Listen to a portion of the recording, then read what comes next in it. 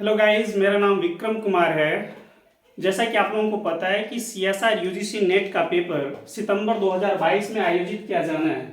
तो आज से हम लोग सीएसआर यूजीसी नेट का प्रीवियस ईयर का क्वेश्चन पेपर का कंप्लीट सॉल्यूशंस देखेंगे, जिसमें आप लोगों को दिखाया जाएगा कि मेनली जो क्वेश्चन का हम सॉल्यूशंस करेंगे वो ट्रिक बेस्ड होगा, इसमें मास्टर स्ट्रोक्स होंगे। तो आज का टॉपिक है हमारा मॉडर्न अलजेब्रा। तो हम देखते हैं मॉडर्न अलजेब्रा के क्वेश्चन को। तो टाइप नंबर 1 क्वेश्चन हम लोग देखते हैं। तो यहाँ पे हम लोग एक थ्योरम देखते हैं, बोलता है if n is greater than 1, a is non zero element of zn and gcd of a, n is 1, then a inverse that is 1 by a always exist in zn। तो इसका मतलब क्या हुआ कि n 1 से बड़ा होना चाहिए, a कोई नॉन जीरो एलिमेंट होगा और a और n का जीसीडी अगर 1 आता है तो a इनवर्स हमेशा हमें zn में मिलेगा। एक क्वेश्चन है हमारे पास, is 1/3 belongs to zn। Question बोल रहा है कि क्या 1/3 zn का एलिमेंट है। तो हमारा आंसर होगा यस। ऐसा क्यों होगा? GCD of 3, 10 is 1। तो हम लोग ये ट्रिक अप्लाई करेंगे, if GCD of a, n is 1 then a inverse always exist in zn। तो यहाँ पे हमारा 3 और 10 का जीसीडी 1 है, तो हमारा 3 inverse that is 1/3 always belong करेगा z10 के अंदर। आप दूसरे तरीके से भी कर सकते हैं, लाइक हमको पता है कि 3 is non zero element of zn, तो zn स्टार हमेशा क्या फॉर्म करता है? ग्रुप फॉर्म करता है। So for every non zero element of zn we must have always a non-zero element y such that x y equals to 1. So 3 being a non-zero element, हमेशा इसका एक multiplicative inverse exist करेगा, that is 7 here, 3 into 7 becomes 21 and that is 1 modulo 10. So 3 और 7 का multiplication 1, that is identity with respect to multiplication modulo 10 मिल रहा है हमारा। So 3 inverse always exist and moreover 3 inverse हमेशा हमें यहाँ पे क्या आ रहा है? 7 आ रहा है। Okay, so 1/3 belongs to zn, तो हम बोलेंगे यस। अब इस चीज को हम लोग डायरेक्टली यूज भी कर सकते हैं यूजिंग दिस ट्रिक। क्वेश्चन पूछ रहे हैं क्या 1/5 z20 का एलिमेंट है, तो हम बोलेंगे ना। ऐसा क्यों? क्योंकि जीसीडी ऑफ 5, 20 कितना बन रहा है? 5, that is different from 1। So 1/5 never be the element of z20। Okay, so ये हमारा क्लियर हो गया। इसमें कुछ इंपॉर्टेंट पॉइंट्स में हम लोग आते हैं। zn क्या फॉर्म करता है? zn का एलिमेंट होता है 0, 1, 2, 3 डॉट डॉट n-1 और ये हमारा है मल्टीप्लिकेशन मॉडलो n। तो इसका एलिमेंट कैसा आता है? 0, 1, 2, 3 डॉट डॉट डॉट n-1 तक। तो ये हमको पता है, जैसा कि रिमाइंडर टर्म्स हम लोग लेते हैं इसमें। तो zn with respect to addition modulo n हमेशा ही साइक्लिक ग्रुप फॉर्म करता है। यहाँ पे आप लोगों को एक बात बहुत अच्छे से ध्यान देने की जरूरत है कि zn star 0, 1, 2 dot dot dot n-1 तक डिफाइन नहीं होता है। इसको हम अलग तरीके से डिफाइन करते हैं, like zn star is what? x belongs to zn and x inverse always exist with respect to this multiplication modulo n। तो इसको हम लोग ऐसे लिख सकते हैं, x belongs to zn, x is greater equals to 1 and GCD of x, 1 is 1। तो हम लोग साधारण शब्दों में बोले तो इसका मतलब है कि collection of all those element x belongs to zn। इसका मतलब है कि यहां से कि सिर्फ और सिर्फ हमको को प्राइम एलिमेंट मिलेगा n के correspond. We are collecting only the coprime element with respect to n। इसको एक दूसरा नाम दिया गया है un ग्रुप। तो इसको हम लोग लिखते हैं x belongs to n such that x is greater equals to 1, lesser equals to 1 and GCD of x, n is 1। zn star जो हमारा मल्टीप्लिकेशन मॉडलो n होता है, ये ग्रुप फॉर्म करता है जो हमारा un के बराबर होता है। जैसा कि हमने ये समझाने की कोशिश करी कि zn star is exactly un है। ओके, अब यहाँ पे हम लोग देखते हैं कि ऑर्डर ऑफ zn स्टार हमेशा ही ऑर्डर ऑफ un के इक्वल होता है and that is phi n। Okay, so what does mean by this term phi n? तो यहां से phi n का एक सिंपल मतलब है, हम लोग यूलर फाई फंक्शन की बातें कर रहे हैं। So now come to the second point. तो टाइप नंबर 1 में हमने देखा कि जेड के अंदर एलिमेंट का बिहेवियर किस टाइप से होता है, ये हमने जानने की कोशिश करा। इस पे इसका कैसे यूज करते हैं Z and Z N star, तो यहाँ पे यूज हुआ है। Now come to the second point. Type number 2 में हम लोग देखते हैं कि यूलर फाई फंक्शन कैसे डिफाइन होता है। So phi function is defined like going from N natural number to natural number, और ऐसे डिफाइन होता है कि x belongs to n such that x is greater equals to 1 less और equals to n and GCD of x, n is 1।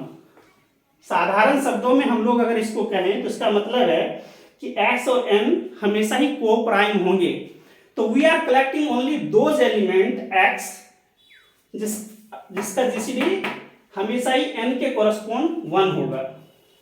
Okay, तो phi N actually क्या होता है कि हमारे पूरे मॉडर्न अलजेब्रा में आपको देखने को मिलेगा कि बहुत ही ज़्यादा इंपॉर्टेंट रोल प्ले करता है। बहुत सारे चीज़ को निकालने के लिए हम लोग फाई का यूज करेंगे, number of generator, number of relatively prime number, इस टाइप का चीज। ओके, सो हम लोग फाई एन कैसे निकालते हैं, तो यहाँ पे हम लोग देखते हैं कि फाई 1 का वैल्यू हमेशा ही 1 होता है, because there is single element 1 जिसका 1 के साथ जीसीडी 1 होगा, that is coprime to itself, that is 1।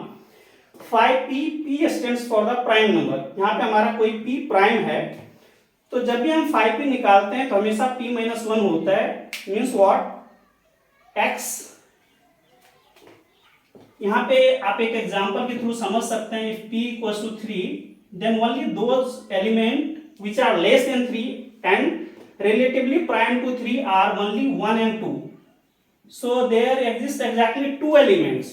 तो यही लिखा गया है कि 3p equals to 3 है तो exactly 2 एलिमेंट मिला। तो यहां से हमारा बनता है कि 5p equals to p minus 1. So for 3, 5 equals to 3 minus 1 becomes 2. So I can write like 5p equals to p minus 1. Okay. यहाँ पे हमारा p क्या है, प्राइम नंबर, और आप लोगों को पता है कि प्राइम नंबर का हमेशा एग्जैक्टली 4 डिवाइजर होता है, plus minus 1 plus minus p। तो प्लस माइनस p हमारे पास क्या है, plus 1 and plus p, there are exactly 2 positive divisor, and minus p and minus 1 are exactly 2 negative divisor. So there exist exactly 2 positive, 2 negative, and total are 4 divisor of any prime number. Okay, so अगर कोई हमारे पास ऐसा set होता है जो p to the power n के term का उसका order p to the power n होगा, तो कैसे निकलेगा, 5p to the power n equals to p to the power n minus p to the power n minus 1। If we are looking for अगर हमारे पास कोई सेट है like जिसका order 3 to the power n है, मान लो यहाँ पे 3 टू द पावर 2 है, 9 ऑर्डर का कोई हमारे पास सेट है, तो उसके अंदर एग्जैक्टली जो रिलेटिवली प्राइम नंबर निकलेंगे वो 5 3 to the power 2। So 3 to the power 2 minus 3 to the power 1 using this rule, it gives 3 3 are 9 minus 3 6। So उसका कितना बनेगा, 6 बनेगा। ये हम लोग आगे भी करेंगे, सीएसआर नेट का क्वेश्चन भी आ रखा है, तो उसमें हम लोग अच्छे से डिस्कस करेंगे इस चीज को। ओके, मुझे उम्मीद है आप लोगों को अच्छे से समझ में आ रहा होगा। Okay, so fourth one says 5p equals to 5p into 5q, और ये कंडीशन इक्वालिटी तभी होल्ड करेगा जब p और q को प्राइम होंगे। को प्राइम का क्या मतलब है कि दोनों का जीसीडी क्या होगा, हमारे पास 1 होगा। ये मैंने लास्ट में लिख दिया है, 5mn distinct from 5mn 5n, कब, यदि जीसीडी दोनों का 1 नहीं होगा तो। Now come to the master strokes of this Euler phi function. 2011 के पेपर में एक क्वेश्चन आया जिसका आप लोग डायरेक्टली इसका यूज करके भी बना सकते हैं। ये बोलता है 5 10 to the power n equals to 4 into 10 to the power n minus 1। इसका हम लोग अभी यूज करेंगे, और कैसे यूज करते हैं ये आप लोग देखेंगे अच्छे से। अच्छा, यहाँ पे हमारा 5 नंबर पॉइंट था 6 में, ये हमारा एक पॉइंट आया जो काफी ज्यादा इंपॉर्टेंट है। ये देखिए 60 नंबर पे हमने लिखा है, बोलता है phi is neither 1 1 nor on 2। So what does mean by this term? Phi is neither 1 1 nor on 2। तो 1 1 के केस में हम लोग देखते हैं कि since phi 5 2 equals to 1, 5 1 equals to 1। तो यहाँ पे हम लोग क्या देख रहे हैं कि 2 इज डिस्टिंक्ट फ्रॉम 1, 2 और 1 तो डिस्टिंक्ट है बट उसके images 5 2 equals to 1 and 5 1 equals to 1, लेकिन इनका जो इमेज है दोनों में सिमिलर है, तो ये कभी भी 1 1 नहीं हो सकता। तो इसको हम मिटाते हैं, तो यहां से आपका क्लियर हो गया कि 5 never be 1 1। Now come to the point of onto, is 5 onto और नॉट। तो यहां से आप लोग देखें कि ऑन टू के लिए हम लोग क्या कंडीशंस लर्न करते हैं, 5 n to n। हम लोग ऑन टू फंक्शन का क्या डेफिनेशन होता है कि for all y belongs to this codomain space we must have at least one element sitting inside this natural number such that phi x equals to y। हमारे पास यहाँ codomain space क्या है, हमारे पास सेट ऑफ नेचुरल नंबर, लेकिन हम लोगों को पता है कि फाई जो होता है हमेशा ही इवन नंबर देता है, phi is always even for all n is greater than 2। तो हमेशा ही इवन होता है, इसका मतलब है कि नेचुरल नंबर के अंदर एक भी एलिमेंट ऑड नंबर एग्जिस्ट नहीं करता है जिसका प्री इमेज x के इस नेचुरल नंबर के अंदर रहता हो। मतलब हमारे पास कोडोमेन स्पेस के पास सिर्फ और सिर्फ इवन नेचुरल नंबर पाया जाएगा जब n का वैल्यू 2 से ग्रेटर रहेगा। अब आप देख लें कि phi 1 का वैल्यू 1 होता है, phi 2 का वैल्यू 1 होता है, phi 3 का वैल्यू 2 होता है, phi 4 का वैल्यू 2 पे पावर 2 माइनस 2 पे power 1 becomes 2, so even phi 5 का वैल्यू 4 even। इसके बाद सारे ही नंबर 2 के beyond when n is greater than 2, तो हमेशा ही क्या मिलेगा, इवन नंबर मिलेगा। लेकिन हमारा कोडोमेन स्पेस क्या है, सेट ऑफ नेचुरल नंबर, लेकिन सेट ऑफ नेचुरल नंबर के पास क्या नहीं है, ऑड नंबर। इसका मतलब है function never be onto. तो यहां से हमारा ये टर्म्स क्लियर हो गया है कि phi इज नीदर 1 1 नॉर 1 2। जब phi फंक्शन ना 1 1 है ना ही 1 2 है, इसका मतलब है phi never be invertible, that means what, phi inverse never exist. तो हम लोग बोलेंगे कि phi इनवर्स कभी भी एग्जिस्ट नहीं करेगा। ओके, तो phi inverse does not exist, ये हमारा नॉर्मल पॉइंट है। तो मुझे उम्मीद है आप लोगों को ये सारे टॉपिक्स जो यूलर phi फंक्शन से रिलेटेड जो ये इंपॉर्टेंट पॉइंट्स है वो क्लियर हो गया होगा। आपको बेसिकली ये याद रखना है, phi फंक्शन जब भी हम यूज करेंगे तो सिर्फ और सिर्फ रिलेटिवली प्राइम नंबर हमको फाइंड आउट करना है। Okay, so now to the question. तो यहाँ पे आप लोग प्लीज आप लोग इसका स्क्रीनशॉट ले लें या पॉज करके वीडियोस को देख लें। ओके, तो इसमें काफी ज्यादा इंपॉर्टेंट टर्म्स लिखा गया है और काफी हेल्पफुल भी है हमारे CSIR नेट के पॉइंट ऑफ व्यू से। So please take a screenshot.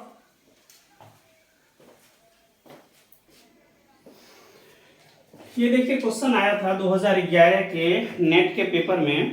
Question आपको पूछता है the number of elements in the set. तो ये हमारा सेट है, सेट में देखिए किस टाइप का एलिमेंट है, collection of all those elements m line between 1 and 1000। और क्या बोल रहा है, m और 1000 क्या होने चाहिए, रिलेटिवली प्राइम होने चाहिए। क्या मतलब हुआ रिलेटिवली प्राइम का, कि GCD of 1000 and m should be 1, मतलब ये को प्राइम होने चाहिए। तो इसका मतलब क्या है कि डायरेक्ट हमको बोलता है यूलर phi फंक्शन का यूज कीजिए आपको, ठीक है ना।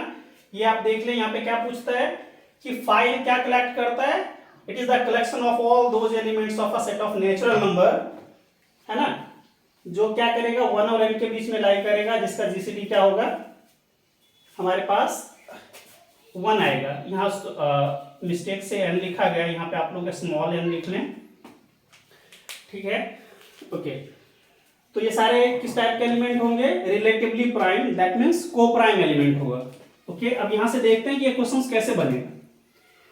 तो अगर हम पेपर में बैठ जाएं कि काउंट करने के लिए कि वो सारे एलिमेंट का कलेक्शन करें जो 1 और 1000 के बीच में लाई करे और 1000 के साथ m को प्राइम होगा, तो पता चलेगा हमको 10 मिनट वहीं पे निकल जाएगा, 10 मिनट में भी नहीं बन पाएगा। So we need a master strokes, ठीक है ना, हमको एक ऐसा ट्रिक चाहिए जो इस टाइप के एलिमेंट को फाइंड आउट कर सके। तो यहाँ पे आप देखें कि m का वैल्यू कितना है 1000, सॉरी सेट का एलिमेंट कितना है टोटल 1000। तो हम लोग कैसे निकालेंगे? So we can use this tricks.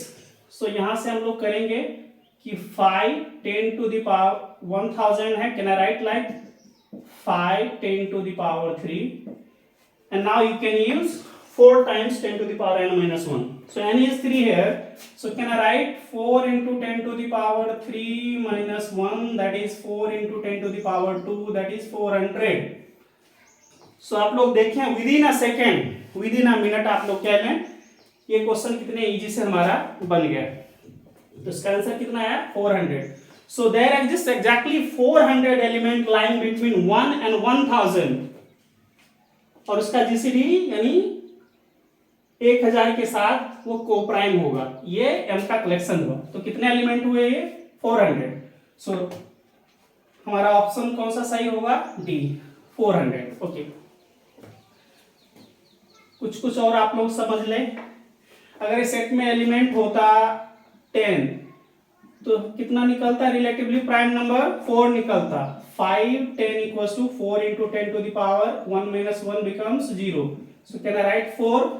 और वो सब कौन कौन सा एलिमेंट होता जो 10 के साथ कोप्राइम होता? 1 3 7 and 9. So there exists exactly these 4 elements 1 3 7 and 9 जिसका जीसीडी 10 के साथ 1 हो रहा है। तो ये सिर्फ हमारे पास एग्जैक्टली 4 एलिमेंट है जो कोप्राइम एलिमेंट हुए 10 के साथ। सिमिलरली आप लोग दूसरे का भी यूज कर सकते हैं।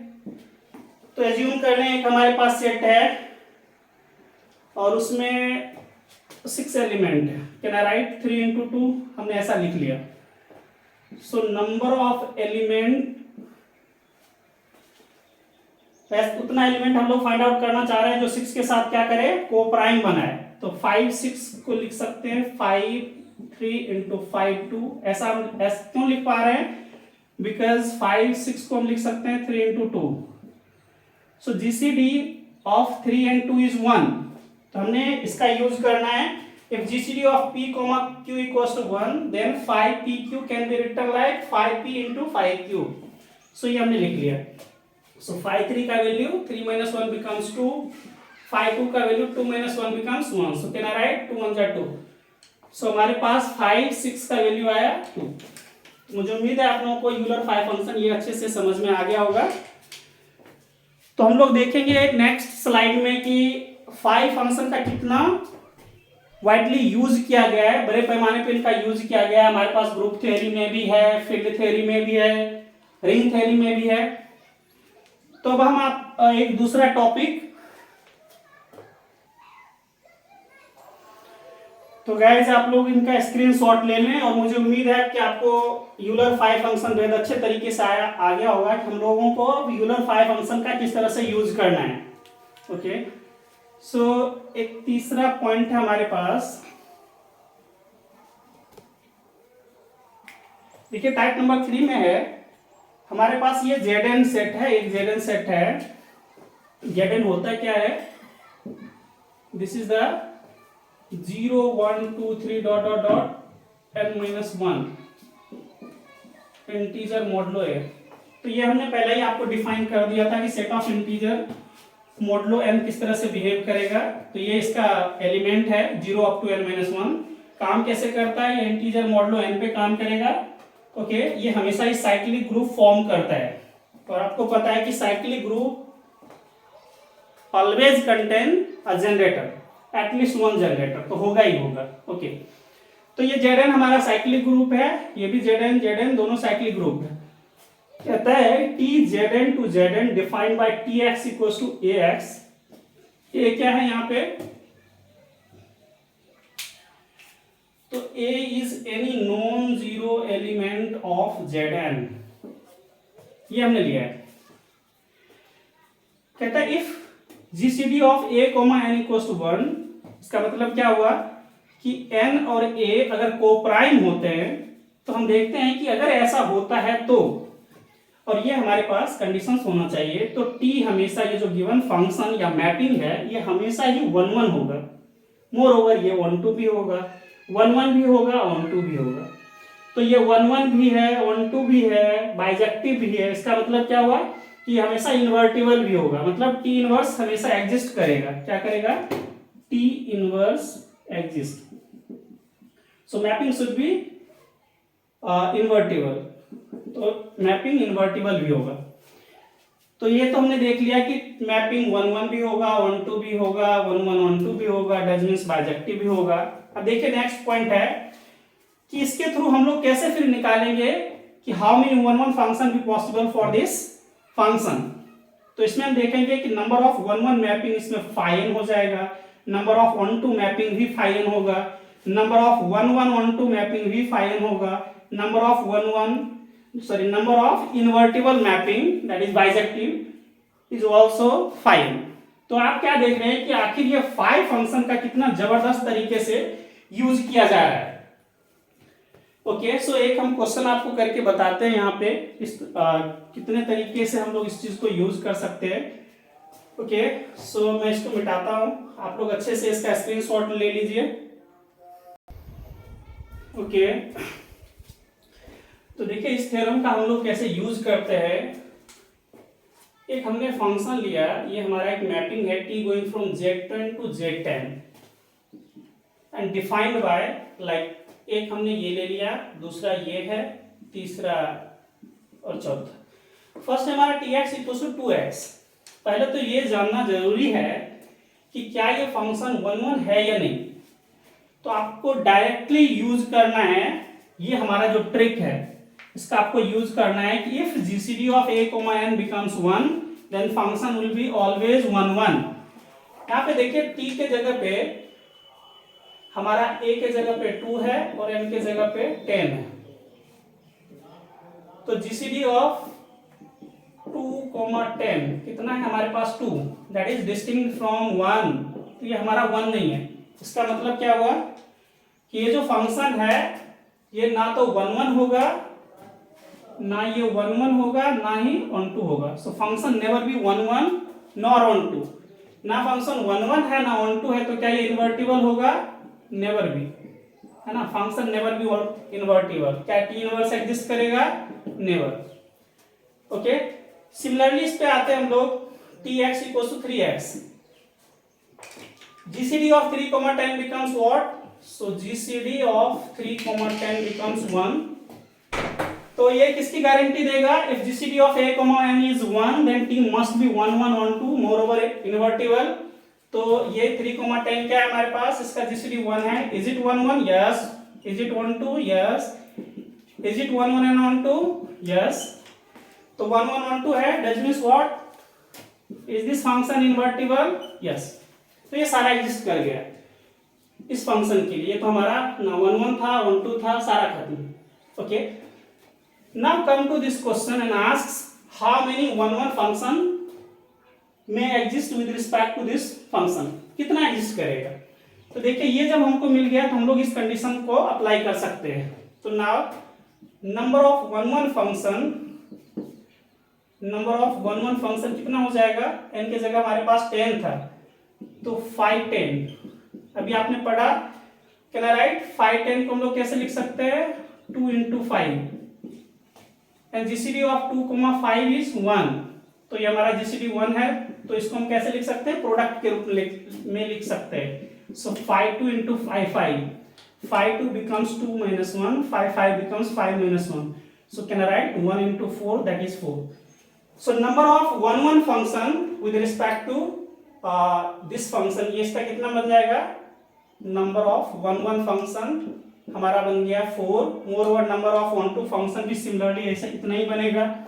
So number of 1 2 function is also 4। Number of invertible function that is 1 1 and 1 2 function, ये भी कितना बन जाएगा? 4। तो देखिए हमारे पास 5 फंक्शन कितना काम का चीज है। If you are able to check whether the function is 1 1 or 1 2, then it is easy to find out how many 1 1 function be possible, 1 2 function be possible, 1 1 1 2 function be possible, and how many invertible function be possible with respect to this mapping। Okay, now come to the third question। इसका आप लोग screenshot ले लीजिए। Okay,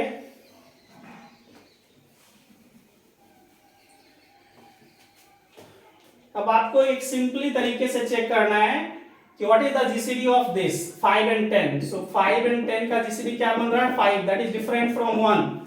so tx equals to 5x never be 1 1. ना ये 1 1 होगा, ना ही 1 2 होगा, ना ही इन्वर्टिबल होगा, सारा चीज fail. Okay, now come to the 4. तो 4x GCD of 4 10 is what. तो आप लोग देख लें 4 को can I write 2 into 2, 10 can be written like 2 into 5. So इसका जीसीडी क्या बन रहा है 2. So GCD is 2. So GCD of 4 10 is 2, that is different from 1. तो फिर वही वाली बात हो गई, if GCD of a, n is different from 1 then function never be 1 1 1 2. तो ये सारा केस खत्म हो गया. तो ये भी केस खत्म. ओके, तो ये हमारा टाइप नंबर 3 गारंटी देता है कि कितनी 1 1 फंक्शन 1 2 फंक्शन 1 1 1 2 फंक्शन एग्जिस्ट करेगा. तो ये मतलब केस हमारे पास होना चाहिए. ओके, एक चीज और मैं आप लोगों को बता देता हूं कि आज रात में 11 बजे मैं 25 क्वेश्चन का एक टेस्ट सीरीज लाऊंगा जो प्रीवियस ईयर के क्वेश्चंस होंगे उनकी कंप्लीट सॉल्यूशन विद ट्रिक्स. ये 5 फंक्शन का जबरदस्त तरीके से यूज होने वाला है. तो आप लोगों से गुजारिश है कि कृपया हमारे चैनल को लाइक करें, सब्सक्राइब करें और बेल आइकन को दबा दें कि अगली नोटिफिकेशन आप लोगों को जल्द से जल्द मिल जाए जब भी अपडेट करें हम. और कुछ भी प्रॉब्लम होगा तो प्लीज़ कमेंट में लिखें. Okay, thank you so much.